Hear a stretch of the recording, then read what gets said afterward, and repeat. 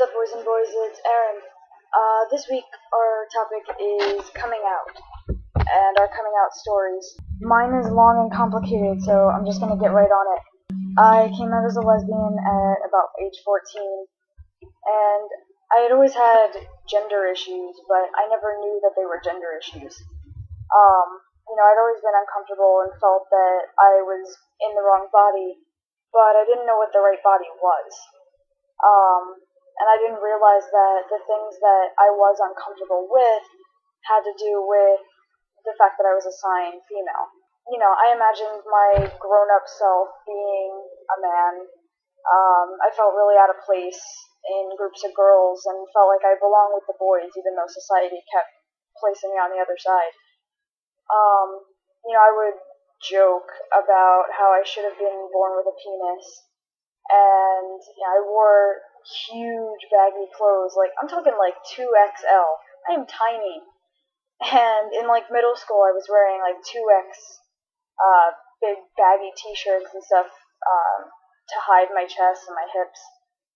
And actually the first year that Monthly Doom showed up, I actually asked my mom, I was 14, and I actually asked my mom if it was possible to get a hysterectomy if you don't have cancer. Clearly there was something going on, and I had some issues, but I just never made the connection that it all had to do with gender. At the same time, I was coming from a background of child abuse, so I didn't really have the capability to be self-reflecting on these things and really get to know myself and figure myself out. I always chalked up the dysphoria and wanting to be a man as part of being a lesbian. I thought that all lesbians wanted male bodies and felt like guys. Now it seems silly that I thought that. It could possibly be blamed on growing up in the South. But, I don't know. I just assumed that all lesbians felt this way, so it wasn't a big deal that I felt I was in the wrong body and should have been a man. And also, because I'm kind of a femmy guy, I also thought that, I wasn't a real man. If I'm femme, I figured, a real man is macho and tough and but I didn't realize until later that I was just stereotyping. Not all men are like that. There are many different ways to be a man. But before I came to that realization, I spent an awful long time overcompensating and trying to love myself as female. I wore makeup and long hair and tried really hard to fit in, but I always felt like I was in costume. And, I felt like I was stuck inside a suit of somebody else's body. Those big sumo wrestler suits, those inflatable fat suit things? I felt like I was walking around in one of those all the time. Later on in life, I got out of high school, and a couple times I found myself attracted to guys, and it freaked me the hell out. It was threatening my identity that I had held on to for so long as a lesbian.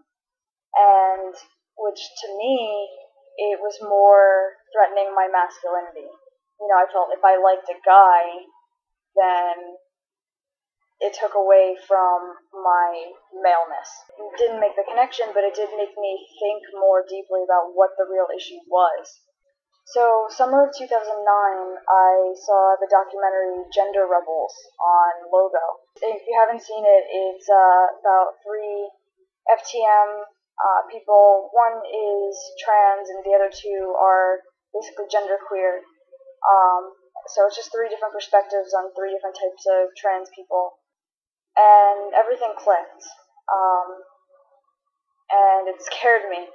I called my best friend Sarah, crying, freaking out, oh my god, I don't know who I am, I don't know what I am. She was really supportive and just, it's okay, you're you, and you can figure this out, and, she was really cool about it. So I spent the next couple of months researching intensely, reading everything I could get my hands on about trans stuff, and watching a ton of YouTube videos to figure out what I related to.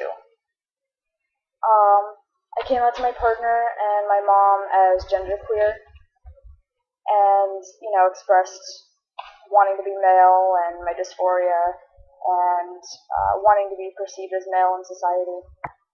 As for my mom, she was supportive at that time, but thought it was just, a phase of confusion and that I just needed to learn to love my body. She thought it was more of a self-esteem thing. And around that time, I did tell Sarah, I told my best friend that I wanted to medically transition, and that I wanted to eventually get top surgery, and, started accepting that this was going to be part of my life. This was going to be in my future if I wanted to be happy. Unfortunately, at the time, Al wasn't ready to accept the fact that he's trans, and he was still trying to fit in as, a girl and thought the same things that I did. That wanting to be a man was just part of being a dyke. And I was doing a lot of talking and convincing and, stating my case and telling him why I feel that no, I'm trans, not a lesbian. And without realizing it, I was kind of forcing him to accept that, him having the same feelings had to mean something other than just gay. If he was having the same feelings that I was, and I'm, explaining to him that no, this means I'm trans, it was kind of forcing him to re-examine it in himself, even though he wasn't necessarily ready for it at that time. It was this thing of like, well, of course you feel like a man and want a penis and a flat chest, so do I, and that's because we're both lesbians. So you can see how the confusion can come in there. It was really hard for a long time, we butted heads a lot over it, because he was not at all ready to, accept these things in himself or in me. Eventually I got scared. I got really scared that I would lose him. And I went back in the closet for a very long and painful year. And the one day he randomly brought it back up and told me he wanted me to dress the way that I was comfortable. So I started binding and presenting as male every day, which reopened the can of worms, but it forced us to talk about it and to deal with it. Finally, with time, came to the realization that I really am trans, not a lesbian, and that made him finally re-examine himself and realize that he had been fighting off a lot of the same feelings that I had been explaining to him all along. He started to explore his gender and eventually came out to me. Came to terms with himself and came out to me as trans. It was a shock for me, but, for sure, but I don't think it really was difficult for me to accept at all. It was just sort of like, wow, okay, this explains a lot. It made a lot of the misunderstanding between us make sense. Over time of talking and feeling more able to, be honest, I finally came to terms with the fact that I am a guy, not genderqueer, and I came out to my mom in a letter. I gave it to her to read in front of me so that she could read it and then just ask any questions. She didn't take it very well at first. I will definitely say that. She could have taken it a lot worse, but I definitely didn't get the response I was hoping for. She acknowledged my feelings and she said that she could see that, she could see this in me, that I had always wanted to be a boy and whatever, but she wasn't really okay with me transitioning. She said if I ever had surgery, that she would have to mourn the death of her daughter, which now I understand more why she feels that way. And she said that she already has a son, and it really hurt, but she did come around. She wrote me a letter like a week later, telling me, why this is difficult for her, and, but that she's trying to understand, and that, she does and always will love me as her kid, and, just wants me to be happy. So, even though her first reaction wasn't the best, she did come around. I ended up calling my brother on the phone to tell him. I was probably the most nervous about telling my brother out of anybody. But he took it really well, actually. He took it pretty awesomely. I told him I was born in the wrong body, and he was like, yeah, tell me some news. He did say it was a little weird to hear, but it made sense, and said he was excited to have a big brother. That was such a huge confidence boost. I was so freaking happy when he responded that way. So after that, I came out in an email to my closest friends and a note on Facebook to pretty much everyone else. I got a lot of support. A lot of positive responses. I didn't really get any shit. I only got shit from like one person who wasn't even really that significant in my life. It was just an acquaintance. But everyone else was really supportive. It was a little weird for everyone at first, but I guess that's to be expected. The subject was kind of avoided a little bit, but after a while it became less of a big deal. And, everyone was really cool about it. Now I'm out to everyone. Everyone except my mom right now calls me Aaron, and my mom will get there. And I'm finally on my way to taking the steps to transition.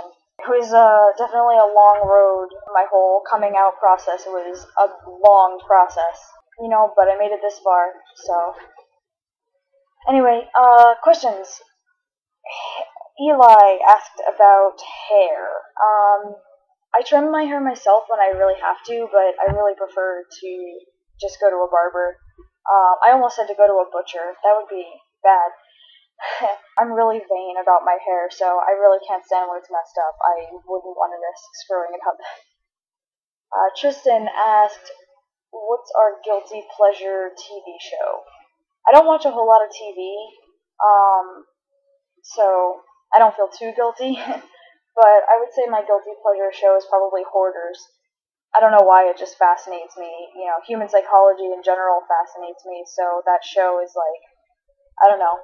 You could call it a guilty pleasure.